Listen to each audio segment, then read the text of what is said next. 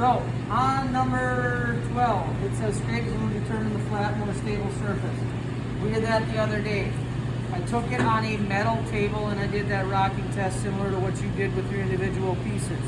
Metal table, either the table saw there or the table saw there, those are going to be your best bet. I did a whole bunch of squigglies again. Remember, this one actually wasn't as stable as the other one, but what it was is it wasn't like twisted, okay? This side, I didn't like this. I didn't like when I pushed corner to corner how twisty and distorted it was. This side, it was a little bit rocky left to right, but it wasn't kind of distorted corner to corner. So now I'm going to go 13. My step 13 says plane to 1 1/8 inch. 14 says center to right belt center to 1 inch thick. I'm more or less just going to run through those steps. And I measured this thickness already. It's about 1 1/4 inch. Come on over. Somebody turn the dust collector on. Come on over. I just want to point out that I measured this thickness and it's about 1 1/4 inch, a hair above it. So what I'm going to do is I'm going to set it a little above 1 1/4 and I'm going to see what happens. I always want it there on the side of being a little bigger because I can always run it one more time later on. If I run it at the wrong setting and it's too thin, your cutting board's going to be thin and there's no undo that. Like we can't take sawdust chips and put them back together. So,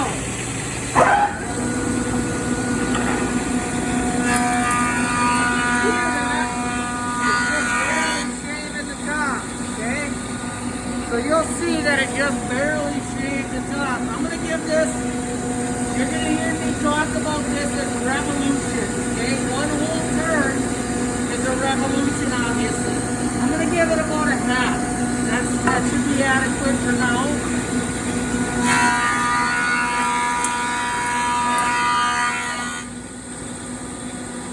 By now, it's hit this area. Hit that a little bit and hit this over here. I'm going to give it just a little more. I'm going to give it about another half. The other thing, remember when I talked about the joiner? What part of this joiner blade wears out the fastest? The part way over here, right? That's how it is.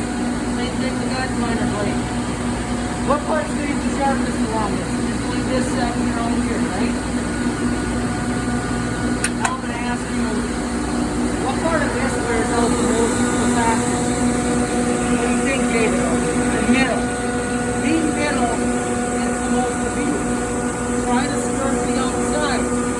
Do you have the luxury to run this way over here? Not necessarily. But just try to stagger left and right is what I'm trying to get you to think about. Try to crank it a half a revolution.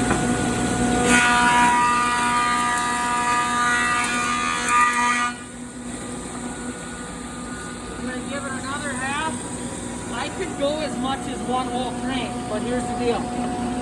I'm flat. Like it looks awesome except for that one spot right there. If anybody wants to feel that, you can see it's barely in. Okay, I'm not that worried about it. I'm gonna now check this planer and I'm gonna get a readout of it. I'm at about 1 1/4 right now.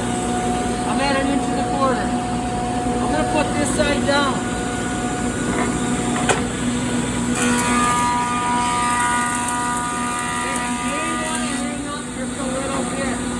If it does, give it time, push it if you can, but if it's in there all the way, do it. I'm going to give it a whole crank this time, just to speed up the process. This is putting me at 1 3/16 inches. So if you look on your sheet, it says plane it to 1 1/4 inch. Sorry, it says plane to 1 1/8 inch.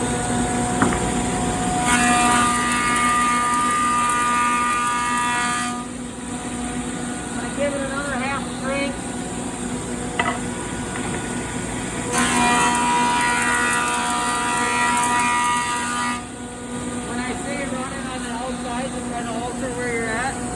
Don't run it way over to the outside because the bearings on there could actually, you could hit the bearings and get a little bit of grease on there. You don't want that.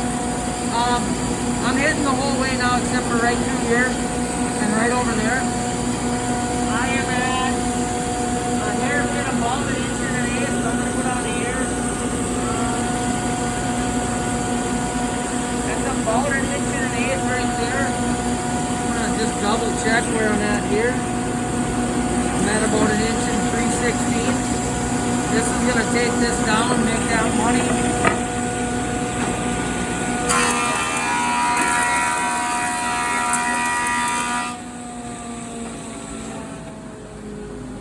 So now that hit that whole way.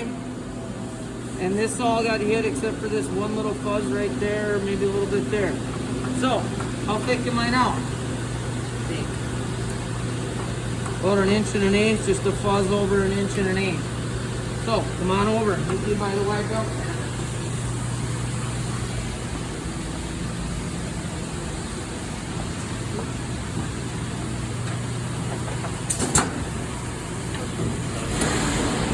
Which part of the white belt sander is going to wear out faster?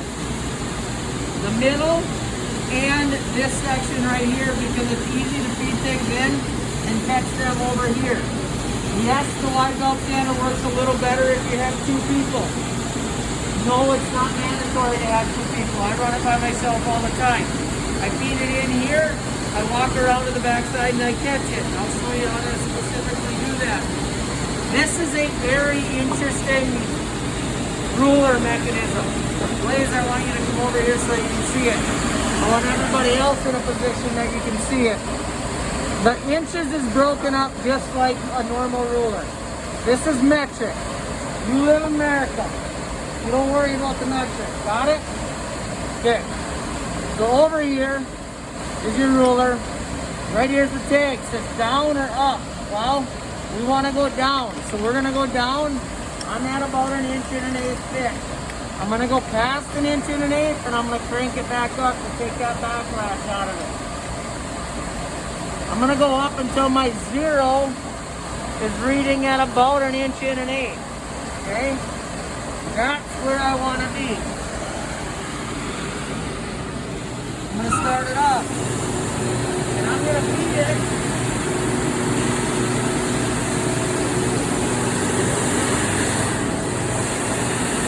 And walk right over here and I can grab it. If you look closely, you can see some marks. Hit here, marks more so than it did hit. Okay? I'll tell you what. Once in a while, your piece is going to sit in here and it's not going to want to feed real well. What happens is this conveyor belt gets a little bit dusty and it loses its tack, it loses its grippiness. So periodically, you want to take the air hose and blow that off a little bit. When you blow this off, it gets tacky again. The other thing is, when you sand this gets more gritty. It's not as smooth. When it gets planed, it's real like glass-like finish. This sanding makes it just a little bit more tacky again by this conveyor belt. So this is what I sanded the first time. I'm actually going to flip it right now. So I'm going to go up and I'm going to walk about a quarter of a turn. So there I was talking about revolution. Here I'm talking about the same revolution, but there I went about a half. So one revolution, here I'm only going to go about a quarter to a half.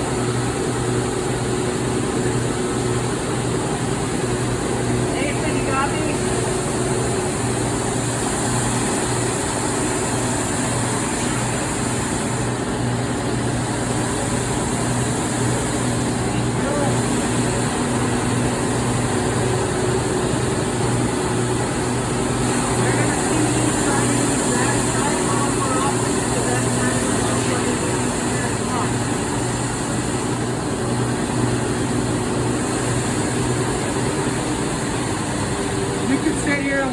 Keep going, and what I'm going to do is I'm actually going to look and keep measuring it periodically, and I'm going to make sure that I end at exactly an inch, okay? But as far as respecting your time, I'm going to show you the next step. Step number, what is it?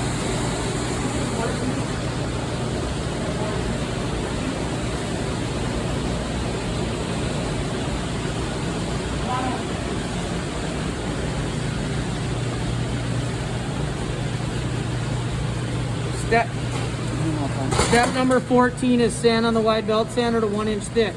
I'm kind of skipping that. I'll come back and sand it in a minute. Step 15 is joint the better edge and put an X on it. So what I'm gonna do is I already have this set up. It's already set up over here. It's already perpendicular. I'm gonna choose my better edge. Whichever edge I want to classify as my better one. It's gonna be this one right here. So I'm gonna just put a mark on there of some kind. I'm also gonna take and scribble out this X so that I don't get confused in a minute.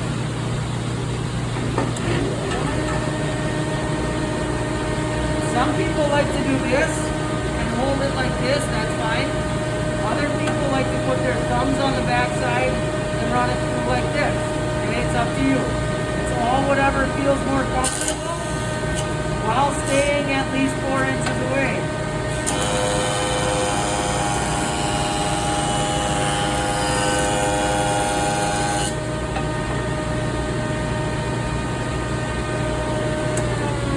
So, I jointed one, I put a light X on it. I don't go overboard with my X because this is almost the end of what we need it for. I'm gonna walk over here to the table saw.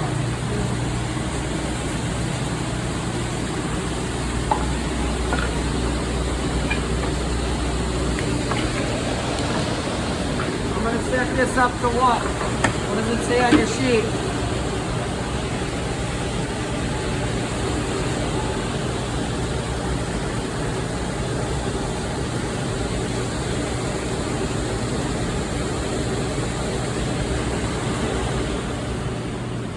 Zoom up on that.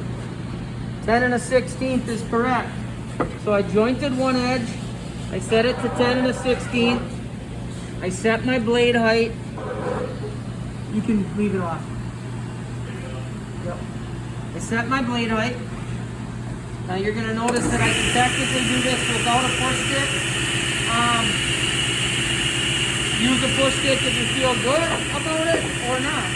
But I'm going to run my hand way over here. I'm way out of the way. It's going to go through just like that. Okay. So, now what have I in essence done? I've made one of these surfaces flat. I've paralleled the other one to it. I've made an edge perpendicular to it. Now I've just made this edge parallel to this. I'm at 10 1/16 wide. I'm gonna go back and I'm gonna take that last 16th off and I'm gonna show you something.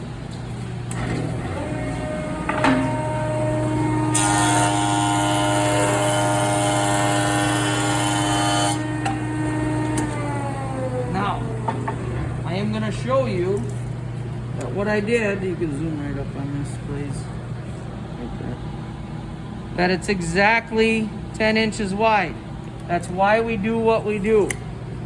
You plane it, both sides, you sand it to your thickness, you joint one edge, and then you come back through, rip it, and then joint that last one to width. Does that make sense? That's your whole premise of what you're doing. Questions? Go ahead.